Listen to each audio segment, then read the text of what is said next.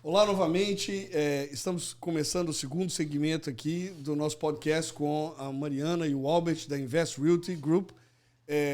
Se você não assistiu a primeira parte, clica no outro link que deve estar aí acima para assistir a primeira parte, onde eles contam um pouquinho da história deles, a história de como a empresa deles começou.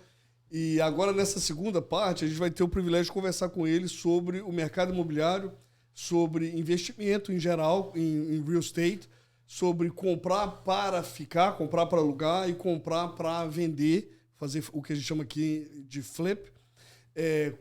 Envolvendo reformas, sem envolver reforma, vamos ouvir um pouco deles, a experiência que eles têm nisso. Então, como eu falei anteriormente, eu creio que eles são autoridade em todos esses assuntos. E as credenciais deles, como eu já falei, eles são corretores de imóveis com muitos anos de experiência. Eles representam tanto o comprador quanto o vendedor. Eles têm experiência como investidores, eles investem em real estate por muitos anos, segurando o real estate como fonte de renda no aluguel e fonte de patrimônio mesmo, com a apreciação do próprio real estate, porque não é só cash flow, mas é a apreciação do real estate, eles vão falar um pouco sobre isso. E também eles têm experiência de comprar, reformar e vender. Então nós vamos falar disso tudo. O Albert, na verdade, quando eu conheci, né, quando a gente começou a trabalhar, o Albert especializava em trabalhar com clientes que faziam isso. Praticamente, a gente, por um bom tempo, você trabalhava com gente que mais ou menos fazia só isso, praticamente. Só isso. Então hoje eles vão falar um pouco sobre isso. Eu queria começar com uma pergunta para a Mariana. Então, Mariana, é o seguinte, a gente viu uma época do real estate aqui com juros extremamente baixos. Uhum. Então, a gente já teve nos últimos podcasts falando sobre isso. A gente viu juros extremamente baixos, abaixo de 2% ao ano. E a gente viu o mercado extremamente aquecido. E agora a gente está... nessa época, nós estamos gravando em maio de 2022. Uhum. A gente está vendo o mercado deu uma mudança. Sim. A mudança, com certeza, dificulta um pouco. O mercado, os juros subiram agora. E a gente está vendo que o mercado ainda não tem inventário. Quando a gente fala que não tem inventário, para quem está nos assistindo, ainda são muito poucas casas. Eu queria que você falasse um pouquinho sobre isso, da sua experiência aí fora, como agente primeiro, falando assim, você representando compradores primeiro. Vamos falar de compradores primeiro. Como é que está essa dificuldade? Que você está vendo aí o comprador sofrendo? Conta para a gente o que você está sentindo no mercado. Olha, primeiramente, oi pessoal, novamente, para você que ainda não é um subscriber, dá um like aqui, faz o subscribe aqui pro canal deles, é o Towercast, e vai estar ajudando vocês aí com vários assuntos diferentes no ramo imobiliário e de financiamento. Então, Jean, para responder a sua pergunta, realmente, né, o mercado agora está complicado para quem está comprando. Por quê? Porque não tem inventório. Então, é a lei do supply e demand. Como é que chama? Procura e oferta. Isso, ó. Esse homem fala português, que é uma beleza. Então, o que acontece? Eu acho que essa época agora foi uma época, todas as épocas, né? Nós, como os corretores, a gente tem que ir lá e buscar o que eu posso fazer para ajudar o meu cliente a achar um melhor negócio. Então, para você que está na rua aí, que está procurando casa à venda, está falando, nossa, tá uma loucura, não tem casa à venda. A gente está vendendo toda semana, todo mês, várias casas. E como que nós estamos fazendo isso? O corretor, hoje em dia, está tendo que trabalhar muito mais duro do que antes. Então, quando, por exemplo, vou te dar um exemplo, eu tenho um cliente que está olhando alguma coisa bem específica, a gente passa horas no computador, no telefone, procurando uma propriedade para esse cliente que seja off-market. É uma propriedade que não está listada nos websites, não está listada em lugar nenhum. Por quê? Para poder dar uma chance para o meu comprador de entrar ali sem ter essa briga de bidding war, né? Então, a gente está sempre procurando jeitos... Bidding war, para quem não sabe, é tipo um leilão. Então, não tem uma briga de leilão na casa, sim. Sim. Quem dá mais? Literalmente, né? Quem dá mais? Então, eu acho que nós, toda vez que o mercado muda, nós temos que mudar junto com o mercado. Então, é uma coisa que a gente está vendo. Infelizmente, né, o ano passado, a gente teve alguns clientes, inclusive, que falaram... Ah, não, esse mercado tá uma loucura, tá tendo muita múltipla ofertas, eu vou esperar até o ano que vem. E essas pessoas arrependeram, né, Jean? Agora tá mais difícil que o ano passado. Sim, e é complicado, porque eu sou corretora e eu gosto de dormir à noite com a minha cabeça limpa. Então, eu não coloco pressão em comprador nenhum. Então, eu te levo... O meu trabalho é educar o cliente de acordo com o mercado, de acordo com o imóvel. Mas, de forma nenhuma, pressionar ele a fazer uma compra. Então, a gente educava eles. Falava assim, olha... Agora tá essa loucura porque, obviamente, tá uma ótima hora para comprar. Os juros os juros que teve ultimamente, 3,5, aqueles juros não é normal, era uma exceção, entendeu? Sim, então, assim, o que eu falava é, se você consegue comprar uma casa e segurar esses juros, faça agora, né? Sim. E como eu sempre falo aqui, né, Jean? Não espere para comprar, compre e espere. Aí, Jazão. Não é ele que sempre fala, ele copia a frase dos outros para todo mundo. Como eu sempre digo aqui no nosso podcast, não espere para comprar, compre e espere. Abraço, Jazão. Foi o Warren Buffett que falou isso, o Jazão falou. Não, mentira. Pode procurar que fui eu que falei. É um trem absurdo. Copyright. Então, o que acontece, né?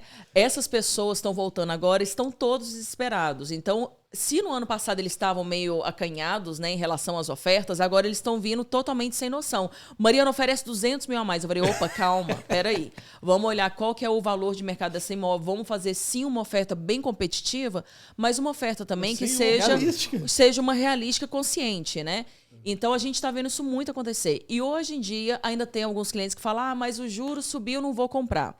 Deixa eu te falar, o aluguel desceu já? Não, continua. O aluguel subiu. Aí eu te pergunto, você vai morar debaixo da ponte porque o aluguel subiu? Não, vai continuar pagando. Vai continuar pagando. Talvez vai ficar até acima do que você queria pagar. Exatamente. Então, o que acontece no real estate? Subiu. Está voltando ao normal agora. Não é que subiu, que está agora um valor... Nossa!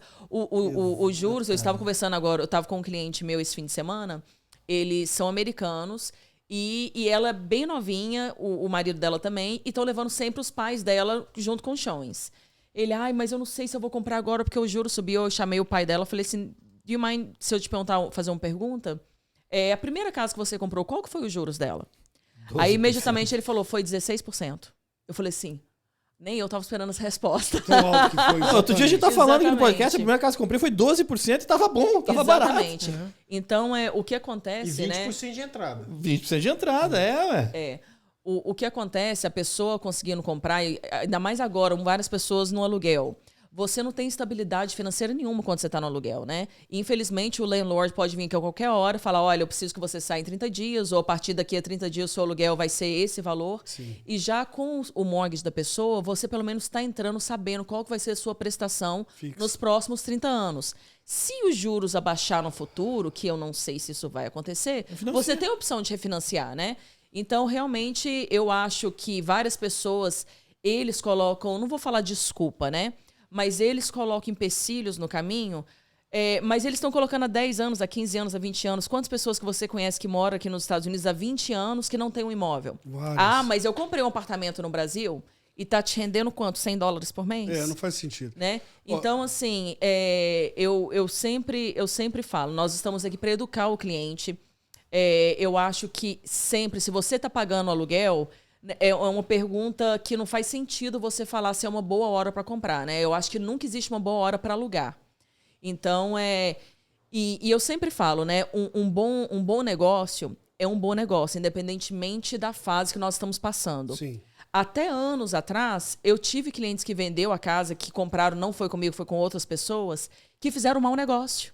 Então, como que uma pessoa conseguiu fazer um mau negócio naquela época? Então, dá para te falar, né, que com o acompanhamento certo, do profissional certo, um corretor honesto, uma pessoa do financiamento honesto que vai te guiar, eu acho que sempre vai ser um bom negócio que você vai fazer em relação ao real estate. Só falar duas coisas aqui que ela falou que eu achei interessante, Alex. Foi o seguinte, olha, primeiro com os juros, eu acho o seguinte, se a gente está falando se o juro que subiu, ele aumentou a prestação da casa, de uma casa que você teria comprado com o juro mais baixo, $200, $300. Agora vamos pensar, se $200 ou $300, eu sei que é dinheiro, não vou falar isso não vale nada, não, eu sei que é bastante dinheiro no ano, no decorrer dos anos, mas se foi aqueles $200 que fizeram com que aquela casa ficasse um mau negócio, você não devia ter comprado ela para começar. Porque ao longo dos anos a gente vai falar que o que aquela casa vai te dar vai ser muito, muito mais do que aqueles $200 que teoricamente você podia salvar com juro. Então você não pode fazer essa comparação. O que eu falo direto, e eu muitas vezes uso a história dos pais do Albert aqui, porque é a história que ele me contou, que às vezes você vai ter a chance, eu vou te pedir para você contar um pouquinho para o pessoal aqui, que às vezes você está comprando uma casa hoje e vai chegar a gente para você e fala assim, nossa, você está louco, você foi muito caro, você está doido de ter comprado a casa nesse preço. Mas aquelas mesmas pessoas vão ser quem vai te procurar daqui a 5 anos, 6 anos, falar que você ganhou a casa. Foi de graça. Que a casa foi de graça. Então a mesma pessoa que falou que a casa estava cara hoje vai ser a que vai falar que você ganhou a casa daqui a 5, 6 anos ou 10 anos.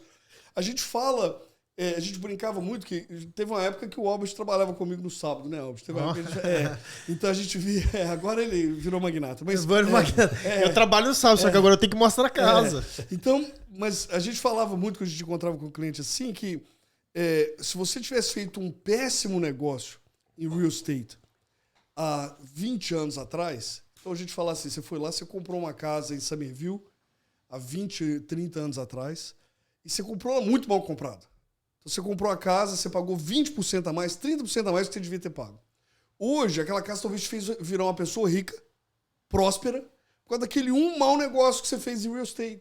Então a ideia é assim, você não faz real estate pensando em 1 ano, 6 meses. Você tem que fazer real estate pensando no longo prazo. Real estate não é um jogo de 6 meses. Então o cara, eu brinco aqui, eu falo, você não está plantando cana de açúcar, você está plantando eucalipto. Esse negócio vai demorar 10 anos para crescer, você vai colher o fruto daquela produção sua daqui a 10 anos, 15 anos. Isso não é de 1 ano, 2 anos. Então, Albert, conta pra gente, você me falou uma época dos investimentos dos seus pais lá atrás. Então, só para primeiro bater nos juros aí, sim.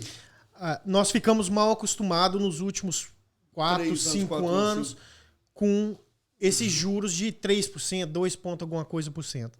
Mas todo mundo tem que entender que se você comprou uma casa no meio de 2019 para baixo, os seus juros eram 5,5%. E foi assim por muitos, muitos anos. Sim.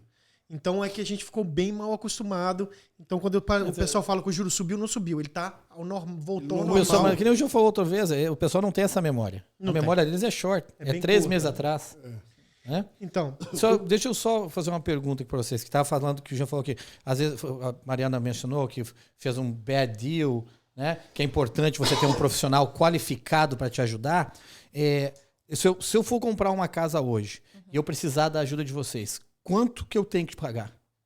Absolutamente. Se você for comprar uma casa... Estou comprando a casa com você. Quanto que eu tenho que pagar? Não tem que pagar nada. Como comprador, quem paga a comissão é sempre quem está vendendo a casa. Okay? Então, se eu for comprar uma casa hoje, para ter um profissional qualificado igual vocês, não me custa nada. Não. Peraí, com o Albert não custa nada. Eu sempre cobro, meus clientes fazem questão de pagar, todos eles me dão comida que eu amo. Então, com o Albert não custa nada que você é pão de queijo. Eu sempre falo, né, para meus clientes que eu trabalho, mas é pela janta da casa nova, né? É a janta da casa nova. Então, gente, como que você não procura um profissional qualificado se não te custa nada? E deixa eu corrigir o que eu falei, que o Jean fez um ponto ali, né? Que as pessoas compraram casa 20 anos atrás, independentemente do negócio, hoje é um bom negócio. Quando eu falo que a pessoa consegue fazer um mau negócio, vou te dar um exemplo. Eu acho que o mau negócio é comprar alguma coisa que não cabe no seu bolso naquele exato momento. Sim. Né? Então, por exemplo, agora nessa loucura do mercado, a gente está vendo pessoas, tira inspeção, tira não sei o quê. E eu estou vendo vários corretores que nem acompanham os clientes nos open houses. Então, está tendo pessoas que estão sendo obrigadas a colocar ofertas sem o corretor ter visto a casa, sem experiência de construção, e compra a casa com risco da casa ter problema na fundação, risco de asbesto, risco... E talvez, né, eu falo que talvez seja um reparo de $25 mil na fundação que a casa está precisando, mas talvez aquela pessoa não tenha esse dinheiro. Sim. Então, assim, um mau negócio, eu sempre falo pro meu cliente... ele dá um passo maior do que a perna. Você não dava altura. Ali. Exatamente, você né? Não dava altura. Então, por isso que eu falo... Você comprar uma casa dessas, tem que estar podendo investir $25, $30 mil. Sim. Eu sempre que eu tinha chance, eu sempre faço palestra, participo de rádio e outras coisas. E eu nunca fico fazendo propaganda nossa, né? Como corretores, ou propaganda nossa da Invest. O que eu falo para todo mundo é que é super importante trabalhar com pessoa qualificada e honesta. Porque como toda profissão no mundo, as mulheres aí que estão assistindo a gente, né? Se você for em manicure, por exemplo, você vai ter uma lá que vai tirar um tanto de bife que não tá nem aí. E já tem aquela que é toda cuidadosa, né? Então, eu acho que faz toda a diferença no mercado. Nós, sim, contamos com uma equipe altamente qualificada, são todos super treinados. E o nosso goal é sempre dedicar ao cliente. A gente foca na relação com o cliente e não na venda do imóvel, que eu acho que é onde é a diferença. Mas se você estiver longe da gente, ou algum motivo, mesmo assim, procure uma companhia que esteja os mesmos valores que nós temos, que assim eu acho que você vai ter bem assessorado. Sim. Mas isso é importante, eu quero voltar no Albert na questão do investimento dos pais dele, mas eu falo assim, como o Mariano falou, você não tem que fazer negócio com a Tower Home Loans, você não tem que fazer negócio com a Invest Realty. A gente sabe que existem vários... Não é verdade isso. Graças a Deus existem outros profissionais, porque a gente não ia dar conta de servir todo mundo. Então, graças a Deus, porque existem outros profissionais no mercado que são muito bons. Eu sempre falo isso, graças a Deus tem mais loan officer na rua, porque se fosse para eu servir todo mundo, eu não tinha vida. Então, eu sou grato pela competição também. Mas a gente sente isso pelos clientes, porque às vezes chega um cliente aqui pra gente e a gente vê que ele foi tão mal explicado, o cara talvez ele teve gasto que ele não precisava ter, ou ele não entendeu onde o dinheiro dele foi, ou ele fez uma compra que ele podia ter feito uma compra melhor se ele tivesse sido mais bem acompanhado. Então, quando você for procurar alguém, independente de com quem você for trabalhar, só garante que você está conversando com aquela pessoa e lembrando que é o seu dinheiro no final. Lembrando que você está fazendo aquilo ali, aquilo vai ser talvez um dos maiores investimentos da sua vida até aquele momento. Às vezes você está comprando uma casa aí de $500 mil, $700 mil, talvez você nunca comprou nada naquele valor de $700 mil na sua vida. E você está se comprometendo por 30 anos com aquilo ali. Então que você entra, você fala, ok, deixa eu conversar com esse profissional e não tem vergonha de falar, não, eu vou procurar outra pessoa. Eu acho que a pessoa tem que se sentir confortável. Se você sentou comigo, você não gostou do jeito que eu trabalho, eu não vou ficar chateado de você ir atrás de outra pessoa. Eu quero trabalhar com quem gostou do meu jeito de trabalhar. E eu creio que todo bom profissional que tem self-respect nesse caso, quer isso, quer trabalhar e servir os clientes que se encaixaram com o jeito dele. Eu acredito que o melhor cliente é o cliente educado. Sim. Ele sabe por que ele está dando aquele primeiro depósito. Sim. Ele sabe por que tem o outro passo, que é o Purchase and Sales Agreement. Ele entende por que ele está dando aquele ali. Ele está entendendo por que ele está pagando o dinheiro do appraisal. Os closing ele está entendendo por que ele está pagando o advogado. Sim. Porque tem muita gente que ele está só ali dando, mas ele não sabe o que está acontecendo. E essa educação faz com que ele fique uma pessoa mais preparada. Preparada, ele sabe que não tem pergunta depois, não fica se questionando. Não fica achando que foi enganado. O cara sai dali, porque não é que closing cost comigo vai ser mais barato que o closing cost na rua. Não, vai ser a mesma coisa. Eu não estou aqui falando que os custos que você vai ter aqui vão ser mais baratos. Mas o que a gente vai tentar fazer é que quando você terminou, você sabe assim, não, eu gastei isso aqui, mas foi por isso, igual o Albert falou, por isso, por causa daquilo outro, eu paguei fulano porque eu precisava desse serviço, Beltrano por causa daquilo. Então, você sai entendendo onde que o seu dinheiro foi e por que aquilo aconteceu. Mas eu quero voltar naquele assunto que a gente estava falando, porque eu acho que é importante para quem está ouvindo ter essa visão de longo prazo de real estate. Porque se você não pegar essa noção de longo prazo, real estate perde o sentido. Então, Albert, fala com a gente um pouquinho. Você já falou comigo em outras ocasiões de como aconteceu com a sua família, que vocês começaram a investir. Então, o meu pai, ele procurou comprar a primeira casa, e eu acho que foi em 96. Okay?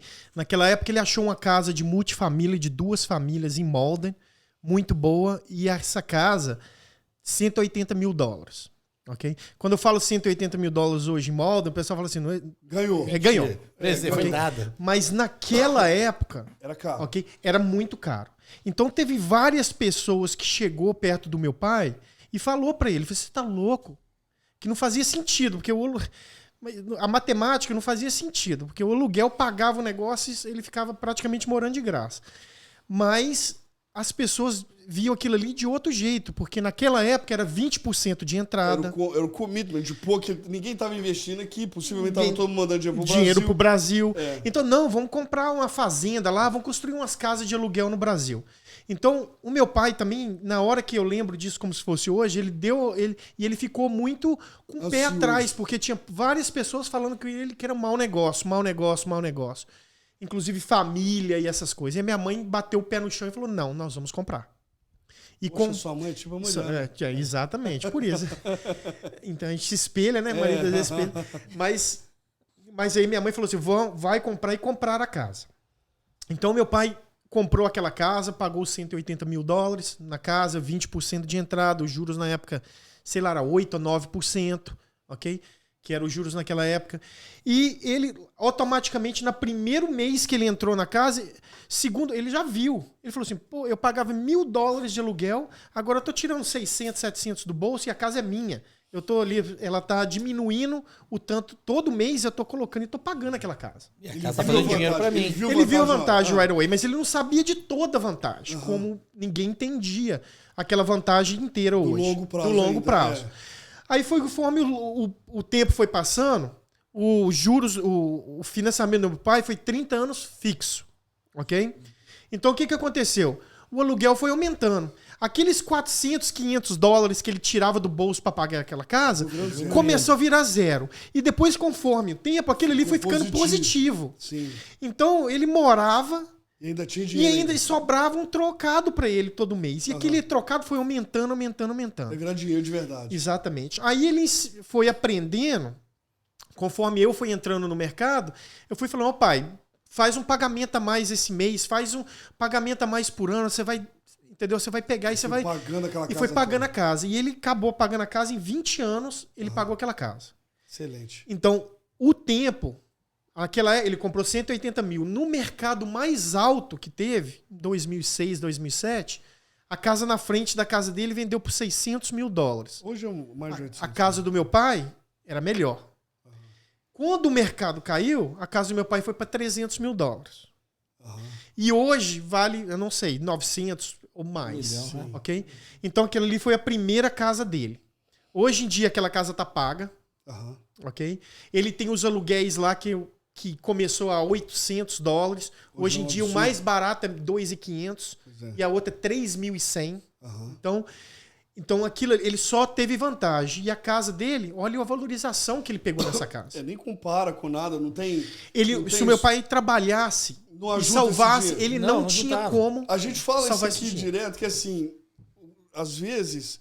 Em muitos casos, a casa salva mais dinheiro do que o dono dela. Sim. Então, tipo assim, você olhando no período, você fala assim, essa casa salvou mais dinheiro do que eu. Sim. Eu trabalhei agarrado aqui, fui pro serviço todo dia de manhã, voltei. Aí chegou no fim do ano, trabalhei muito, salvei $80 mil. Minha casa subiu 200. Só que como que essa bendita dessa casa salvou mais dinheiro que eu? Mas isso é comum, que a casa, às vezes você faz um investimento em real estate, a casa no longo prazo.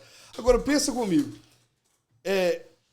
Eu creio que o que as pessoas não... Eu quero que as pessoas realmente escutem da história que você contou agora, é o fato de que demorou 20 anos para ele pagar aquilo ali. É lógico que ficou bom muito mais rápido. Então não estou falando que demora 20 anos para o real estate ficar bom, não é isso que eu estou falando. Mas demorou 20 anos para ele estar pago, para ele estar com a segurança que aquela casa já dá, que as outras casas já dão. Então... E o mais importante, que você não está falando, que não foi ele que pagou. Os inquilinos, quem pagou foi os inquilinos. Os inquilinos pagando a casa para eles. Outro ponto importantíssimo, que é esse o negócio. Às vezes você não está entendendo que, quando a gente fala que é um jogo de longo prazo, porque você está colocando um negócio ali que agora aquele dinheiro começa a realmente trabalhar. Porque aquele capital que você está, como a gente fala, você está alugando aquele capital, você está alugando aquela casa, mas você está alugando aquele capital que você pegou emprestado. É como se você tivesse pegado emprestado um dinheiro e emprestado para aquela pessoa. Você está ganhando a diferença. Então, assim, você está usando o dinheiro dos outros para ganhar dinheiro. Literalmente é isso que você faz com o real estate. Literalmente você faz isso com o real estate. Então, isso eu acho que quem está nos ouvindo, se você está em dúvida ainda, se pensou assim, não sei se eu ia comprar, se eu não quero comprar, olha, não tem jeito da gente falar isso melhor. A Vânia falou isso no primeiro podcast aqui. Ela falou assim, a hora certa de comprar é a hora que você está preparado. Então, qual que é a hora certa de comprar? É a hora que você está preparado. Assim que você está preparado, essa é a sua hora, você tem que mover. E a gente não tem condição de te dar mais exemplo disso. Se você hoje... E se você não está preparado? Eu queria deixar a Mariana falar a frase que ela sempre fala aqui, que isso é o quê? Você fala, é um processo. Fala...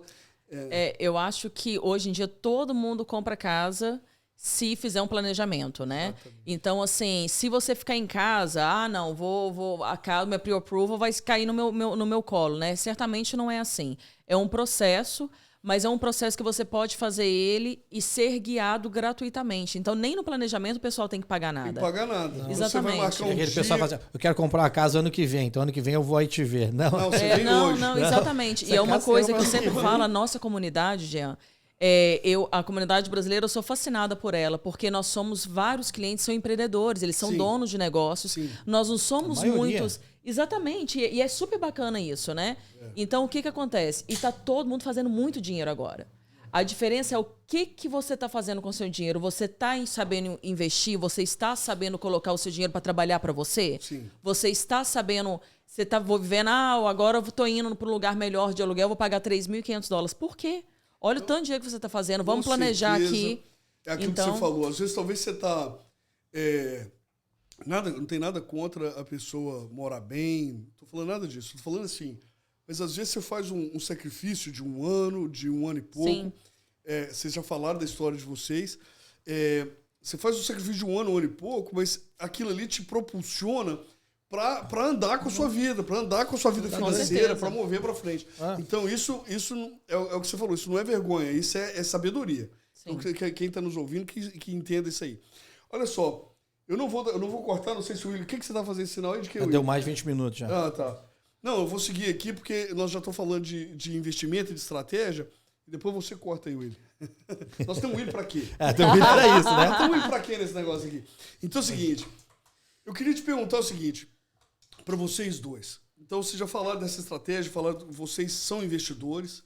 Então, já teve casos, vocês falam assim, consegui mais essa, conseguiram aquelas. E eu vejo o excitement, né? Vocês dois felizes, que vocês acharam uma casa, que vocês ficaram felizes. Conta um pouquinho dessa experiência, porque eu vejo vocês, assim, já vi algumas ocasiões, vocês acharam propriedades que vocês ficaram muito empolgados com ela, e por que vocês ainda estão investindo nisso? Fala com a gente assim. Olha, porque eu pessoalmente, né, nós já encontramos com várias pessoas que falam vários tipos de investimento diferente. Mas no final, eu fiz a matemática e eu não consegui achar uma coisa que no longo prazo seja mais lucrativo e garantido, né? E me deixa mais no futuro, né? Daqui a 10 anos, quando eu já não poder trabalhar mais, quando eu já não tiver o mesmo pique. Cara, se você não trabalhar em 10 anos... 10 anos eu tô... 10 anos eu tô... Você tem o quê? 28? Eu 27. Ai, que puxa-saco. Você quer se aposentar aos 40, é isso? Ah, tá. Então, quando eu não achei uma coisa que ele fala assim, investe no Roth IRA, faz um whole life insurance, que não sei o que. Mas depois que eu olhei essa matemática, depois que eu vi exemplos, né, eu pego muitos exemplos do meu pai, pessoas muito mais experientes no mercado do que eu, né, que tem 40, 50 anos nesse mercado. Então eles têm muita experiência, eu fico escutando isso. Sim. Outro exemplo do meu pai. Meu pai trabalhou 25 anos na mesma companhia e quando ele aposentou, $1.700 por mês a aposentadoria dele. Se ele não tivesse essas casas de aluguéis, hoje em dia ele teria que precisar de ajuda financeira, ou morar comigo, ou morar com as minhas irmãs. Ou algum tipo de liberdade. Isso é importantíssimo. Ou o tipo de liberdade que você conquista. Porque, tipo assim, nada contra você precisar dos seus filhos, mas é muito mais bonito você falar que seus filhos vão poder contar com você. Então, eu acho que isso ali é um tipo de sabedoria que é o que você fala. Você vai admirar a pessoa para a vida inteira. Você fala assim, olha, não é que você vai precisar dos seus filhos. Os seus filhos vão poder contar com você porque você plantou esse tipo de coisa lá atrás. Semente. Você plantou essa semente que demora. Infelizmente, demora. Eu queria que o real estate fosse de 6 meses. Mas não é. Olha só, outro exemplo para você. Quando eu falei para você na época que quando eu era mais novo, quando eu conhecia a Mariana, eu ganhava uma certa quantidade de dinheiro, eu não investi nada. Eu simplesmente torrei tudo. Se eu tivesse investido aquele dinheiro, seria outra coisa. E eu aprendi com meus erros. Eu olhei para o meu pai olhou. Meu pai falou assim, olha, ainda bem que isso aconteceu com você agora, quando você é mais novo. Você tem tempo para se recuperar. Mas okay? a vantagem do nosso mercado hoje é que mesmo que você não seja tão novo quanto o Albert, ou naquela época, talvez você está aí com 50, 60 anos. Mas nós estamos falando o seguinte, você comprou uma casa hoje e deixar aquela casa se pagando, fazer o que gosta, comprar uma casa bem comprada, porque às vezes talvez você não vai comprar uma single family, ela te dá o lucro que ela te dá, mas talvez você vai entrar numa multifamília, igual a Mariana falou inicialmente, e você deixar aquela casa se pagando, você vai pagando um pouquinho, em 10 anos, nós não estamos falando de 20, 30, em 10 anos, aquela casa já tem equity suficiente, ela já constrói, então nós não estamos falando de longo prazo, para desanimar ninguém. Fala assim, eu já não tenho idade para isso mais. Tem. Não tem que ser 30. Tão rápido. Você não tem que pagar a casa toda. Em 10 anos, a casa aqui já constrói. Quando a gente fala de equity, é a parte que você é dono da casa. Ela já constrói o equity suficiente para você já ter uma estabilidade ali. Porque a maioria das pessoas não entendem, mas a gente ganha dinheiro nessas casas de 3 jeitos. Então você comprou uma casa multifamília. Bom, você deu uma entrada bonitinha. Então vamos falar que a pessoa fala assim, mas eu só tô tirando de lucro $1.000 por mês. É bom demais. Mas muita gente fala assim, olha, eu tô investindo esse dinheiro, mas eu tô ganhando $1.000 por mês. Então você não pode pensar assim, $1.000 por mês são 12 mil por ano. Mas vamos falar, só te dando um exemplo, você comprou uma casa de $100.000, tá? $100.000, você tem mais a valorização dela todo ano, você tá ganhando 5 mil de 5% de valorização em cima dela. Sim. E a sua dívida que você deve naquela casa tá baixando todo ano. Porque alguém tá pagando ela por você. Então chega no final dos 10 anos, igual você falou, aqueles $1.000 que você tava ganhando por mês não é mais 1.000, porque o aluguel subiu muito. Sim. Então aqueles $1.000 virou 2.000. Sim. Ok?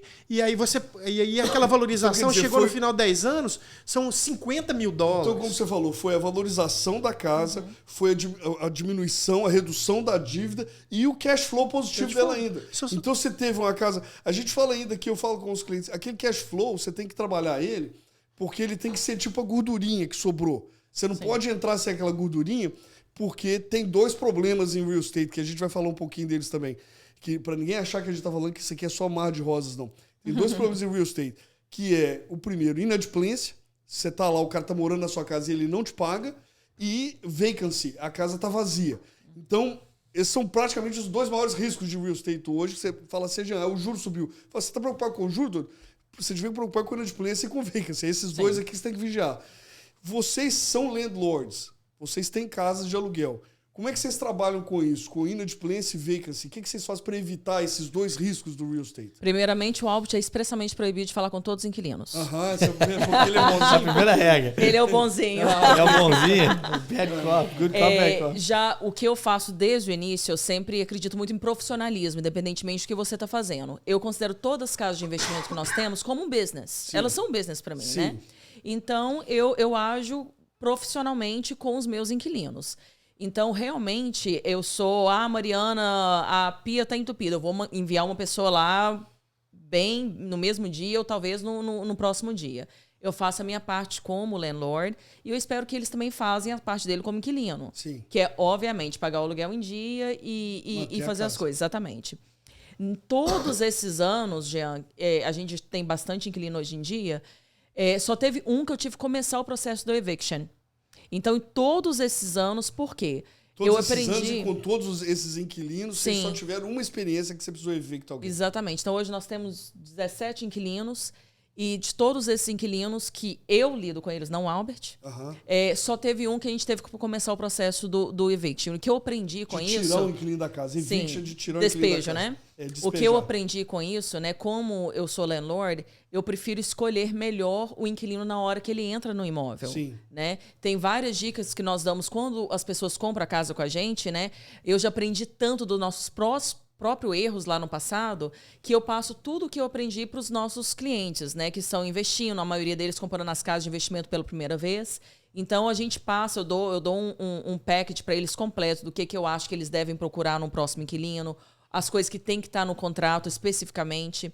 E em relação ao despejo, né, eu coloco uma cláusulazinha a mais lá no meu contrato de aluguel, falando que se houver o caso de despejo, que o próprio inquilino vai ter que pagar o attorney fees, as taxas do advogado. E que aqui nos Estados Unidos não é barato. Então, quando o inquilino já vai lá e já para de pagar, eu já mando para ele, falo assim, olha, agora você está me devendo $2.000. Se entrar com o eviction daqui a 7 dias, o meu advogado que vai fazer não sou eu, e pelo contrato você paga as taxas dele, que é 4 mil. Então, a sua dívida de 2 mil vai pular para 6. Aquilo dali já assusta. Aí já faz eles pagarem. Então, na hora. Botou a mão no bolso. Então, você mantém as cartas, você tem as cartas certas para manter. Sim, sim. Quer dizer, eu acho que isso aí, um conselho extremamente importante de manter aquilo ali, não como assim como é que eu ia explicar isso aqui? Não você manter aquilo profissionalmente, você não roda aquilo ali nas coxas, igual a gente fala na Minas Gerais. Não, de forma Você roda nenhuma. aquele negócio como business mesmo. Não, quantas pessoas que eu vejo, né, aí clientes até, que eles falam, ai, Mariana, eu aluguei para um conhecido meu e agora já faz 4 meses que ele não tá pagando, eu falei, cadê o seu contrato? Ah, eu nem fiz contrato com ele, então, gente, tá errado. Isso daqui, o que eu falo de caso de investimento, né, eu acho bacana, a nossa comunidade antigamente não acreditava em comprar casa na América. Né? Todo mundo pagava aluguel, era raro você ver um brasileiro que era dono da própria casa, porque comprava tudo no Brasil. Hoje em dia, a gente está vendo as pessoas que já têm um imóvel investindo em casa de aluguel. Sim. Então, eu acho isso maravilhoso. Da nossa comunidade, várias pessoas têm trabalho braçal, né? Sim. Que é companhia de construção, companhia de limpeza. E eu sempre falo, vocês têm que pensar na aposentadoria, né? Uma pessoa que limpa 6 casas por dia não vai dar conta de fazer isso com 70 anos. Não. Então, cadê o seu? Então, quando nós começamos a investir em aluguel, eu tinha um goal, né? A gente começou, falou assim, olha, eu quero $5 mil de lucro por mês. Aí, depois você passa para 10. Aí, depois você passa para 15. Aí, você vai subindo, né?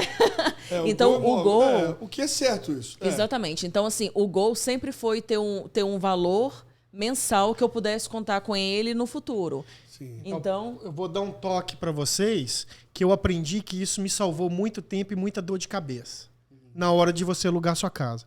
E outra coisa, eu aprendi isso com uma pessoa que tem, eu nem sei quantas casas de aluguel ele tem. E ele segue um negócio, a pessoa puxa crédito, puxa isso, quer aquilo, ele não quer nada disso. Ele fala para a pessoa assim, como que você paga o seu aluguel? Se a pessoa falar cash, ele já não aluga para essa pessoa. Como que você paga o seu aluguel? Eu pago no cheque. Ok, então eu quero 12 meses nos seus últimos contra-cheque mostrando que você pagou o aluguel. Os últimos cheques que você pagou. Porque aí o que ele faz? Ele vê se a pessoa paga na hora certa, se a pessoa paga atrasado, se a pessoa deixou de pagar. Quer dizer, um outro jeito que esse amigo seu inventou de poder checar o verificar é se a só pessoa isso que ele faz. tipo Ele não checa crédito, ele não checa nada. A pessoa mostrou para ele esses 12 cheques, 6 cheques, no mínimo 6 meses, ele aluga aquela casa para a pessoa se for qualificada. Que aquela pessoa se tem responsabilidade com o aluguel dela. E depois que eu comecei a fazer isso, zero inadimplência. Dor de cabeça. Ok? Isso é importantíssimo. E agora tem um outro fator que eu quero que vocês comentem também, para a gente entrar no assunto de flip houses. Mas o outro fator também é o vacancy. Né? A pessoa comprar a casa, eu sei que hoje é menos provável que aconteça, porque existe uma demanda muito alta, mas ainda pode acontecer. Eu queria que vocês comentassem um pouquinho, falassem assim, se você está comprando uma casa, eu devo ficar com medo dela ficar vazia? O que vocês sentem isso hoje no mercado? Esse vacancy rate, nós temos como saber. Ok? Qual que é o vacancy, a inadimplência, vacancy rate naquela cidade. Então, o vacancy rate até hoje no mercado que tá, talvez o pessoal tá assistindo e mora em Lowell, mora em Malden, tá falando, nossa, não tem nada para alugar, tá super difícil. Mas tem cidades hoje em dia que ainda tem vacancy rate. Então, na hora que você vai fazer o seu investimento, a gente tem que fazer um estudo daquela cidade específica para saber qual que está sendo o vacancy rate lá, qual que é o valor do aluguel. Eu não vou falar cidade aqui para não queimar meu filme, mas tem certas cidades que eu falo assim, afasta daquele lugar. Exatamente. Tem uma cabeça de bode enterrada ali, tem algum trem errado naquele lugar. Então tem cidade ruim ainda na rua. Com tem certeza. muito boa também. O que acontece é o seguinte, às vezes o cliente é atraído por essas cidades pelo valor do imóvel. Não deve entrar. Mas o que eu falo é, se o preço lá tá nesse valor, olha o valor do aluguel, não compensa, entendeu? Tem um amigo meu procurando casa agora e fala assim, mas as casas boas são caras. Eu falei, mas tem um motivo que as casas boas são caras. Exatamente. Tipo, eu não tem cidades também em transição, você tem que saber identificar essas cidades. É um negócio interessante, porque às vezes você pega uma cidade. Quando eu cheguei na América, você fala que você morava em Rivia, Malden, era um absurdo. South Boston, você não queria casa de Boston de graça. Era um cantão. East e hoje East Boston. Hoje, East Boston, exatamente. Hoje é de cidade graça. hippie, é cidade de rico. Então, Vou te tipo dar uma assim, casa e te mostro. você Não fala tem. Somerville, East Somerville era de gangue. Hoje é de gente da Harvard. Então, você conseguir ter essa percepção... De novo, investimento para 5, 10 anos. Essa percepção do mercado, saber que a cidade está em transição... Sim. Isso, primeiro, não é para qualquer um, mas quem consegue fazer isso, consegue se beneficiar demais no mercado. Esse é um trabalho que, se o corretor conseguir identificar essas cidades, você pode dar uma vantagem para o seu cliente. Um bom exemplo é Mattoon e Haverhill. Há 2, 3, 4, 5 anos atrás, você comprava casa de graça lá. Hoje em dia, vai lá tentar comprar Worcester. Worcester, eu cansei de 3, 4 anos atrás vender casa de multifamília de 3 famílias lá, 300 mil. Vai lá tentar comprar uma de 3 famílias. Ainda são cidades boas. São cidades muito boas. Mas são cidades que a gente viu essa transição e está vendo ainda acontecer. Está vendo ainda acontecer. Agora, olha só, então...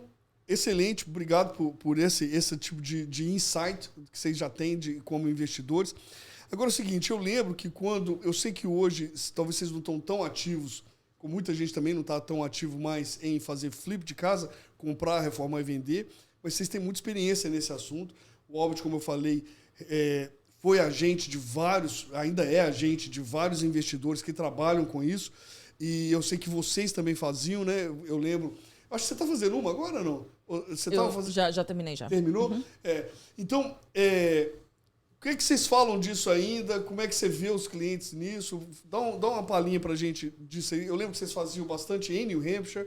Então, fala com a gente o que era isso. Olha, hoje em dia o pessoal que está procurando flip, né? Eu sempre falo, tem sempre aquela pessoa que você vai ouvir lá o podcast dele, vai ouvir eles no Facebook, no Instagram. Churrasco do que bingo. são pessoas, exatamente. Eu falo assim, nossa, você pode, vai lá, investe. Me ligaram essa semana agora. Me falaram, eu li no negócio aí que tem como investir $20 mil e fazer $100 mil de lucro numa casa. Nossa, Deus, quem me dera. Se tivesse, eu ia estar agora morando lá no México. Entendeu?